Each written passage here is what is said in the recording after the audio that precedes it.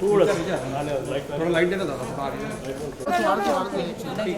We'll do inside. We'll do inside. हाँ, we'll do inside. मैं नहीं कर उनको बैकड्रॉप चाहिए रहेगा ना। हाँ जी।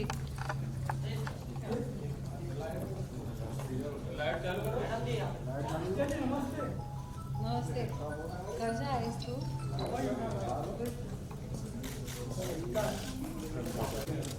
चाहिए left and your right. My camera ma'am you are looking रोनी circle ma'am your centre ma'am excuse मी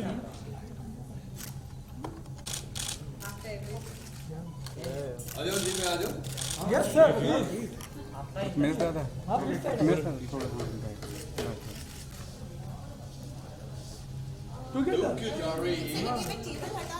नहीं चलेगा बाद में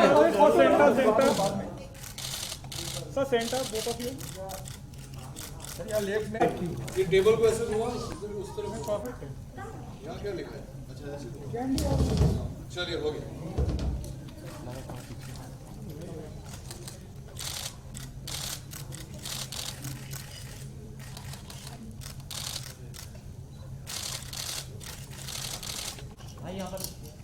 एक मिनट सेटअप डोंट मेक हम तो क्या या nice for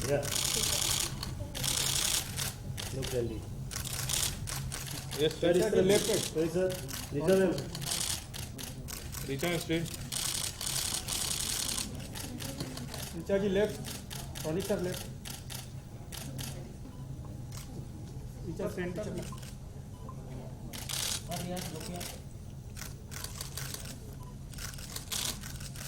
Sir. Yes, sir. मैं रुक जा। सुजीत भाई हाँ भाई बस दिख जाएंगे सब।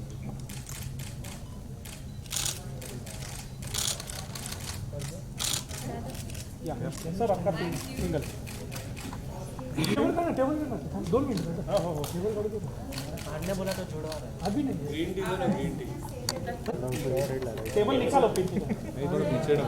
बस आगे जाएगा हमें तो right.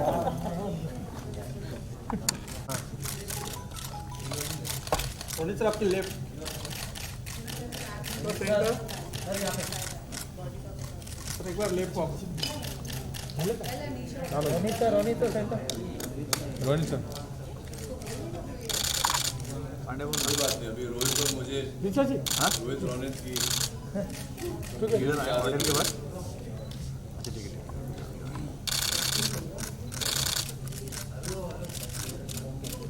Sir centre sir ma'am look your centre ma'am centre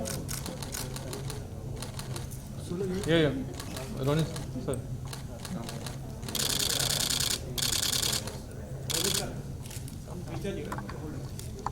sir चला जाए। या लुक योर वो स्विंग करो अरे स्विंग ट्वेल वेरी लुक इधर लुक यार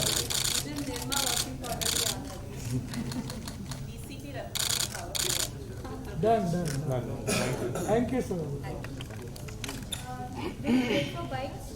हाँ हाँ उधर ही उधर आप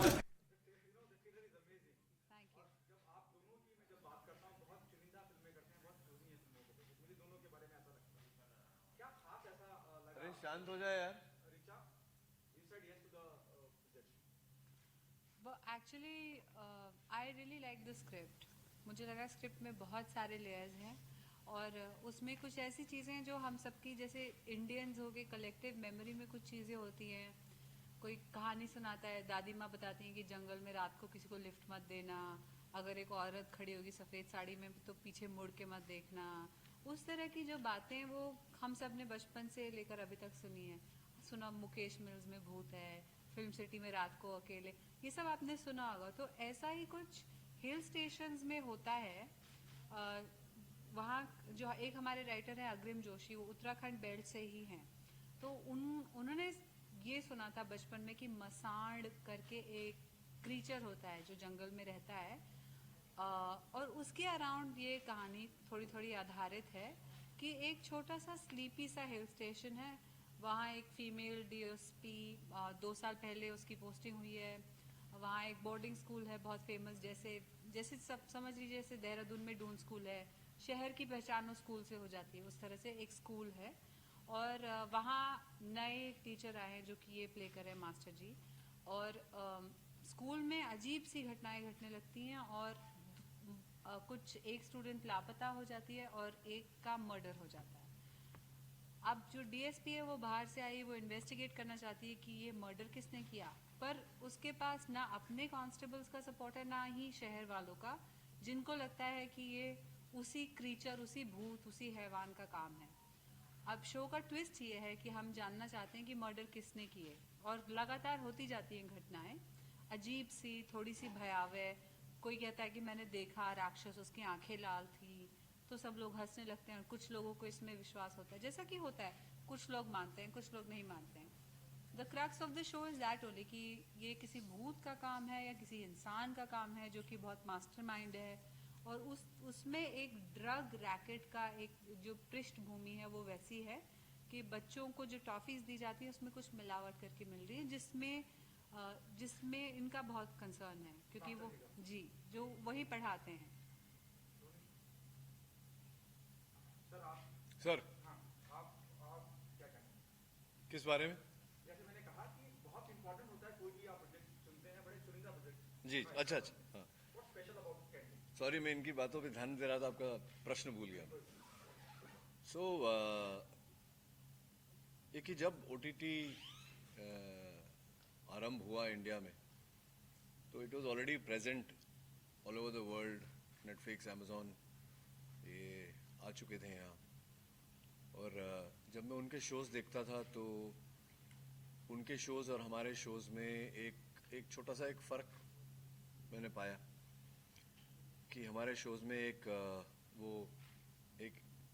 हीरो, हीरोइन और एक विलन ऐसी, और बाकी खूब सारे हेंचमैन होते थे। फिर हमने प्रोग्रेस किया, वी स्टार्टेड सीइंग, मैंने एक शो किया था हॉस्टेजेस, जो एंसेम्बल शो था, दिल्ली क्राइम, ज़ापुर, ऐसे शोज़ आने लगे। फिर भी मुझे कुछ ऐसा लगा कि कुछ कोई एक चीज़ मिसिंग है। तो जब मैंने कैंडी की स्क्रिप्ट पढ़ी तो तब वो अंदर से एक आवाज़ आती ना, हाँ दैट्स द वन। कैंडी एक ऐसा शो है जहाँ कोई हीरो नहीं है, कोई हीरोइन नहीं है, कोई विलन नहीं है, जितने कैरेक्टर हैं, it's an ensemble show. I am proud to be headlining this show with Richa Bhatt. All the characters, जितने किरदार हैं, जितने पात्र हैं इस शो में, सबके अंदर एक हीरो भी है, एक विलन भी है, जैसा कि हम सब में है। There is a good side, there is a bad side, there is a inner struggle कि हम वो गुड साइड को लेकर अपने ही बैड साइड से लड़ते रहते हैं, और उस पर कंट्रोल पाने की, उस पर काबू पाने की, कभी कभी वो बैड साइड गुड साइड पर हावी हो जाता है।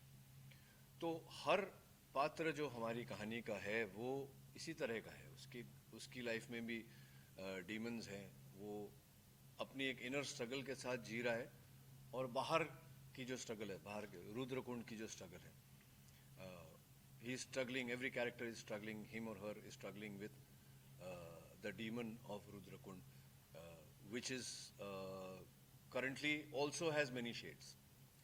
There's drugs, there's death, there's हैवान, मसान, कि है भी कि नहीं, कि क्या है, कौन, क्यों, कब, कहाँ, कैसे, ये सारे सवाल हर पात्र में भी हैं और कहानी में भी हैं और उस जगह में भी हैं। तो इतनी वोवन, बहुत ही इंट्रिकेटली वोवन स्टोरी है। That is primarily what excited me to the script, what attracted me to the script, sorry. बहुत ही यूनिक प्रोजेक्ट है ये, तो आपको, आप दोनों को क्या कुछ सीखने को मिला है इससे? क्या कुछ अलग सीखने को मिला? सीखने को क्या मिला? मतलब बहुत सारी चीज़ें सीखने को मिली। किस किस डिपार्टमेंट में चैलेंजिंग पार्ट तो यही था कि बहुत सर्दी थी और बिना ठिठुरे अपनी लाइंस बोलना बहुत चैलेंजिंग होता है। इन्होंने बहुत थिक बर्फ़ में शूट किया, जो आपने ट्रेलर में शॉट देखा होगा। हम सब की शूटिंग के दौरान कभी होठ नीले हो जाते थे, कभी नाखून नीले हो जाते थे, तो it was very challenging. The physical conditions of the shoot were very challenging. हम बहुत सुंदर बेल्ट में शूट कर रहे थे, पर इसका मतलब ये भी था कभी कभी हमारे सेट पे तेंदुए आते थे जैसे कि फिल्म सिटी में आते हैं। और बेसिकली बहुत ठंड, बहुत कोहरा, फिजिकल चैलेंजेस तो ये थे। और वाइल वर्किंग जो चैलेंजेस थे वो ये थे कि बहुत सारे लेयर्स हैं स्क्रिप्ट में। आप ऊपरी तरफ पे इसको देखेंगे तो लगेगा कि मर्डर मिस्ट्री है, ध्यान से देखेंगे तो लगेगा कि क्या क्या ये फादर फिगर्स को एक्सप्लोर कर रही है स्टोरी, या ये पेरेंटिंग को एक्सप्लोर कर रही है। उस तरह की चीज़ें जिनसे हम सबका वास्ता पड़ता है लाइफ में, in our families, in our homes. कहीं ऐसी दुविधा कि जैसे मैं अपने कैरेक्टर की बात करूं तो वो डीएसपी है, वो फीमेल है। ज़रूरी नहीं उसके थाने का हर आदमी जो कांस्टेबल हो या उससे बिलो रैंक में हो वो उसकी बात माने आराम से, तो उसको कभी कभी चिल्लाना पड़ता है। ज़रूरी नहीं है कि उसके गांव वाले उसको सपोर्ट करें, क्योंकि उनको लगता है भूत का काम है, मर्डर कैसे इन्वेस्टिगेट करेगी ये लड़की। और उसमें ये है कि मुझे लोकल नेता से भी बना के रखनी है, वरना मेरी दोबारा ट्रांसफ़र हो जाएगी, पर मुझे अपना काम भी करना है। तो every character is dealing with many things. तो वो एक इमोशनली चैलेंजिंग बस ये था कि जब भी हम एक शॉट दें, वो 1 मिनट का शॉट होता है, पर पूरी स्क्रिप्ट के लिए वो बहुत डिफाइनिंग मिनट हो सकता है। तो वो सब याद करके करना, क्योंकि आपको पता है सीरीज़ में हम सीक्वेंशली शूट नहीं करते। एपिसोड 1 करते हैं, फिर एपिसोड 8 का कुछ कर लेते हैं, फिर एपिसोड 6। तो हमें पूरा ग्राफ याद करना पड़ता है, अपना ही नहीं, इनका भी, दूसरे को एक्टर का। तो दैट इज़ क्वाइट चैलेंजिंग। तो मेरा जो संघर्ष है, that started from day one, I think, because I saw a lot of potential in the script and in my character. तो मैंने जब अपना पात्र पढ़ा तो मैंने जो लेखक हैं हमारे शो के, मैंने उनसे कहा कि वो कहीं ना कहीं अपने ही पाँव पर कुल्हाड़ी मारने वाली बात कर ली मैंने। मतलब थोड़ा और इसको डार्क हमें बनाना चाहिए। कुछ जो ट्रेट्स थे कैरेक्टर के, वो ऐसे ट्रेट्स थे जो मैं पहले कर चुका हूँ और वो फिट नहीं हो रहे थे मेरे अनुसार। कुछ ऐसे ट्रेट्स थे जो थे नहीं उस समय कैरेक्टर में। तो हमें लगे कुछ 15-20 दिन लगे, हम लोग बैठे रोज़, सोचा कि क्या कहाँ ले जाया जाए इस कैरेक्टर को। और फिर हमने कुछ निकाला कैरेक्टर में से और कुछ डाला, तो बहुत ही कैरेक्टर जाकर के बहुत ही कॉम्प्लेक्स हो गया। जैसा कि मैंने कहा कि हर कैरेक्टर की शो में हर कैरेक्टर की एक अंदरूनी स्ट्रगल है, पर ख़ास करके जयंत पारेख जो मेरे कैरेक्टर का नाम है, उसकी बेटी ड्रग्स ओवरडोज के कारण अपनी जान ले लेती है। उसकी पत्नी इसको सहन ही नहीं कर पाई है। दोनों, जयंत और उसकी पत्नी, both are suffering from post trauma because of that incident. और पीटीएसडी जो है वो बहुत ही एक mental illness, PTSD, it's a very difficult for a normal person to. और मैं बड़ा खुशमिजाज बंदा हूँ, तो मेरे लिए पहले पीटीएसडी को समझना और उसको इस तरह से प्ले करना कि ऑडियंस भी समझे। तो जैसे कि मैंने कहा था, जयंत पारेख अपने पर्सनल लेवल पे, अपने फैमिली लेवल पे तो वो डील कर ही रहा था। अब अपनी पत्नी को लेकर वो जाते हैं पहाड़ों में, सोचकर कि कहीं ना कहीं राहत मिलेगी। जिस समय से हम गुजर रहे हैं और जो मानसिक स्थिति है हमारी, उससे राहत मिलेगी। तो वो जाकर के वहाँ एग्रीवेट हो जाता है। जो घाव भरने चाहिए थे वो ताज़ा हो जाते हैं और उसके ऊपर नए घाव लग जाते हैं बारी बारी। As the story progresses. तो फिर जैसे कि मैंने बताया आप सबको कि हर कैरेक्टर, वो चाहे डीसीपी रत्ना संखावर हो, जो अ पुलिस वुमन, वर्दी में महिला, इनके अपने चैलेंजेस हैं। तो ऑब्वियसली जिस तरह से ये मास्टर जी से बात करती हैं, तो वो एक अलग मास्टर जी को समझ में नहीं आ रहा कि मैं तो आपके लिए अच्छा करने की कोशिश कर रहा हूँ, आप क्यों इस तरह से मुझे बात कर रही हैं। तो जो कैरेक्टर के साथ बाकी भी जो कैरेक्टर्स हैं, उनके साथ जो डायनामिक्स हैं, तो एक नॉर्मल मीट्स नॉर्मल के डायनामिक्स अलग होते हैं, and complications meet more complications, उसके डायनामिक्स बड़े चैलेंजिंग हो जाते हैं।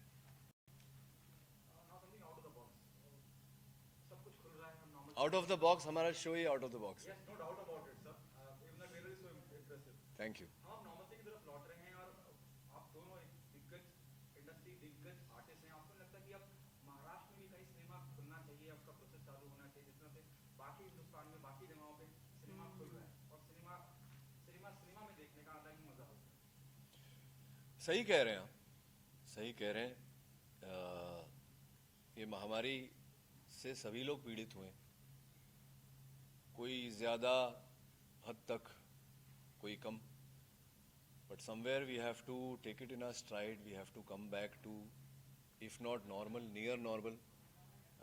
नियर नॉर्मल भी नहीं तो कहीं ना कहीं इसे साथ में ले करके किस तरह से, हर पैंडेमिक में ऐसा होता है।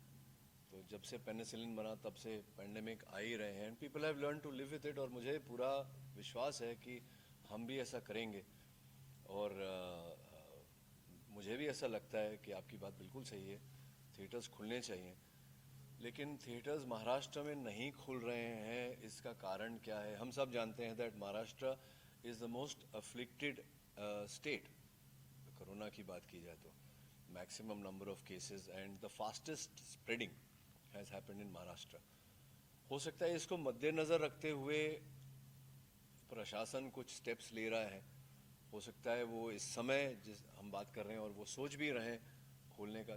So this is something that the people in the good offices, you know, administrative offices, political offices, the medical offices, मुझे लगता है ये जॉइंट डिसीजन उनका होगा। और अगर उन्होंने सोचा है कि हिंदुस्तान के अन्य शहरों में जब खुल गए हैं हम ना खोलें, तो उसकी वजह कोई होगी, ठोस वजह होगी, जिसकी जानकारी हमें एज कॉमन सिटीजन्स नहीं है। But I think by and by we'll get there.